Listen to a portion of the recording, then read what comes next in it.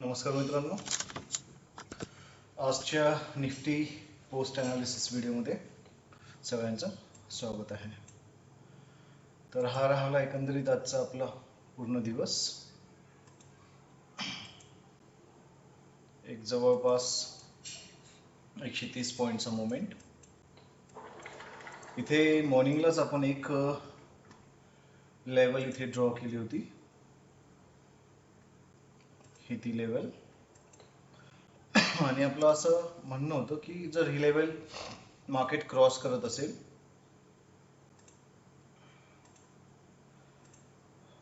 Retest देईल, तर त्यानंतर मार्केट जो आहे आपण अप डायरेक्शनमध्ये त्याला पाहू शकतो. आणि ती लेवल राहिली असती नंतरची आपली जवळपास 23,100 पर्यंतची. अंडरस्टँड. पण मार्केटने इथे जो आहे ही लेवल आपली काही क्रॉस केलीच नाही. त्यानंतर एक मॉर्निंगचा आपण एक स्कॅल्प केला होता आणि आपण म्हणजे तो स्कॅल्प मी तुम्हाला दिला होता. तो स्कॅल्प आपण जवळपास त्याला कॅच करण्याचा प्रयत्न केला होता आपण या लेवलला, आणि त्याचा एसएल आपण पुट केला होता हा. आणि आपलं टार्गेट जे होतं ते टार्गेट होतं आपलं जवळपास 22,900, त्याच्या खाली 10-20 पॉईंट, कारण आपल्याकडे ही लेवल होती त्याची. अंडरस्टँड. तर हा ट्रेड इनिशिएटच झाला नाही, आणि जर काही लोकांनी त्याला इनिशिएट केला असेल तर त्यांचा इथे स्टॉप लॉस हिट झालेला. एक 11 पॉईंटचा स्टॉप लॉस होता आणि तुमचा 60-70 पॉईंटचं टार्गेट होतं 1:5च्या जवळपास, राईट. तर यामध्ये मी एक स्कॅल्प केलेलं सपोज, आणि या रिव्हर्सलमध्येच मी आपला जो आहे ट्रेलिंग असेल त्यामध्ये हिट झालेलं. मी लाईव्ह मध्येच तुम्हाला सांगितलं की इथे 1:1चं प्रॉफिट आलेलं आहे, ते बुक करा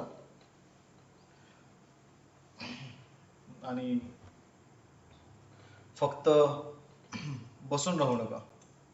कारण एखाद्या ट्रेडला आपण जनरेट केल्यानंतर त्यामध्ये जर प्रॉफिट येत असेल तर तो ट्रेड नंतर लॉसमध्ये कधीच कन्वर्ट होता कामा नये. ट्रेलिंग करत जायचं. मार्केट आपल्या डायरेक्शननी गेलं पण एसएल हंट करून गेलेलं आहे हे लक्ष घ्या. आपला ट्रेड इथेच इनिशिएट झालेलं आणि त्यानंतर मार्केटने एसएल हंट केलेलं, एकदम टॉप पर्यंत एसएल हंट केलेलं. जो कोणी टॉपला बसून असेल त्यालाही त्यांनी सोडलं नाही, त्याचाही एसएल हंट केलेला, आणि नंतर मार्केटने आपलं टार्गेट कम्प्लीट केलेलं. तर असं बरेचदा होतं, पाहायला मिळतं. तर आपण इथे लॉस बुक नाही केला, तेच मोठी गोष्ट, आणि 1:1 टार्गेट बुक केलं, that is enough for us. तर एसएल ट्रेडिंग फार महत्वाचं असतं. त्यानंतर एक एंडिंग मध्ये आपण इथे एक ट्रेड जनरेट केलेलं. त्यावेळेला आपण मार्केटमध्ये नव्हतो आणि मी तुम्हाला सांगितलं होतं की टेलिग्रामवरती मी तुम्हाला अपडेट देईल जर कुठल्या ट्रेड बद्दल जर जनरेट होताना मला दिसत असेल तर.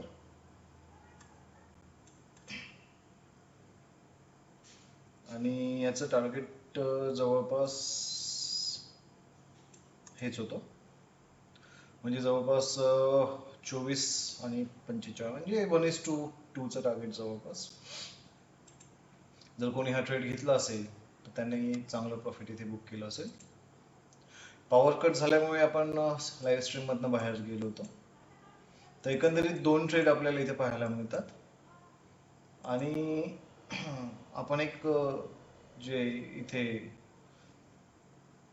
प्रेडिक्शन केलं होतं की मार्केट जे आहे ही लेवल तोडेल तर अप जाईल, ती घटना घडलीच नाही. मार्केटने एक्झॅक्ट तिथूनच रिव्हर्सल दिलेलं आणि मार्केट खाली आलेलं. तर एकंदरीत आजचा दिवस चांगला राहिलेला. तर आता आपण बघूया की उद्याचं मार्केट काय करू शकतं. तर मार्केट कंटिन्यू चॅनलला फॉलो करतच आहे. चॅनल कुठलं, तर आपण एक चॅनल ड्रॉ केलं होतं, आठवत असेल तुम्हाला तर, एक पॅरल चॅनल, आणि त्याच चॅनलमध्ये मार्केट आपल्याला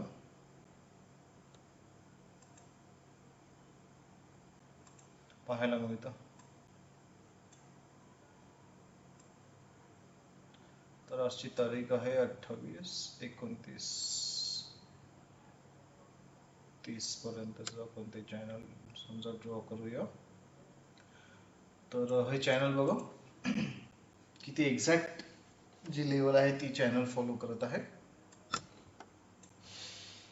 आणि प्रत्येक वेळेस चॅनलला जेव्हा मार्केटने इथे टच केलेलं आहे तर मार्केट खाली रिटेज द्यायला या लेवलपर्यंत 50% पर्यंत या चॅनलच्या आलेलं आहे. तर आता उद्या मार्केट काय प्ले करतं ते आपल्याला बघायचं आहे.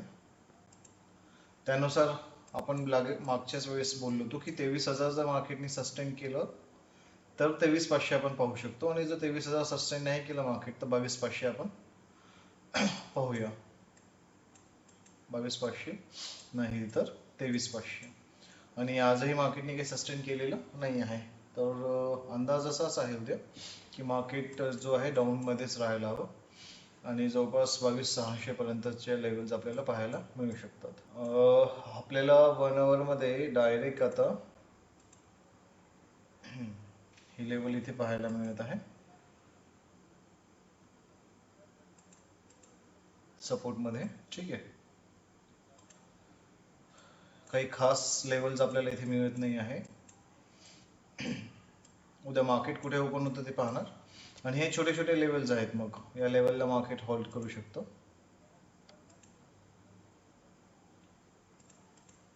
त्यानंतर ही एक लेवल.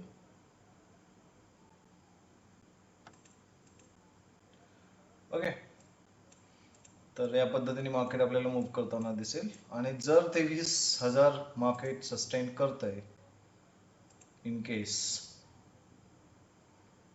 जर ही लेवल मार्केट उद्या सस्टेन करतं तर मग आपण 23,100 किंवा 23,150 पर्यंतचा मूव्ह एक्सपेक्ट करू शकतो. तिथनं मार्केट मग नंतर बघूया आपण काय होईल तर या पद्धतीने. तर होप तुम्हाला लाईव्ह अनालिसिस मध्ये मजा येत असेल. जवळपास 1 महिन्याआधी आपण हे चॅनल सुरू केलेलं आणि आपण 1 महिन्यामध्ये जितकेही ट्रेड दिलेले आहेत, मॅक्सिमम ट्रेड आपलं अनालिसिस मॅक्सिमम हिट झालेलं. तर आता तुम्हाला लर्न करायची गोष्ट अशी आहे की या अनालिसिसचा वापर ऍक्च्युअल ट्रेडिंग मध्ये करून आपण प्रॉफिट कसं करू शकतो. अनालिसिस प्रेडिक्ट करणं आणि ट्रेडमध्ये प्रॉफिट कमवणं ह्या 2 वेगळ्या गोष्टी असतात. रादर दॅन मी असं म्हणू शकतो की analysis is a easy part, trading is a difficult. तर म्हणून मग तुम्हाला लाईव्ह मध्ये असणं अपेक्षित आहे. कारण लाईव्ह मध्ये ज्या वेळेला आपण तुम्हाला एखादी पोझिशन इंट्रोड्यूस करतो की मार्केट सपोज या लेवलच्या खाली राहत असेल तर तुम्ही या पद्धतीचा एसएल कीप करणं अपेक्षित आहे. अंडरस्टँड? तुमचं टार्गेट इतकं असायला हवं. तर हे न बोलता तुम्हाला तिथे समजणं अपेक्षित असतं की 13 पॉईंटचा एसएल बनतोय बा, राईट, 47 पॉईंटचं टार्गेट बनतं बा.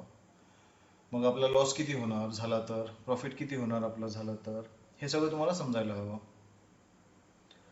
तर या पद्धतीने जेव्हा आपण काम करतो त्याकडे लक्ष ठेवत चला लाईव्ह मध्ये आणि त्यानुसार ट्रेडिंग करत चला. काही दिक्कत अडचण आल्यास मला कमेंटमध्ये विचारत चला. तर आय होप तुम्हाला चॅनलवरती मजा येत असेल, अंडरस्टँडिंग तुमची चांगली होत असेल. तर चॅनलला लाईक करा, शेअर करा आणि सबस्क्राईब करा. धन्यवाद.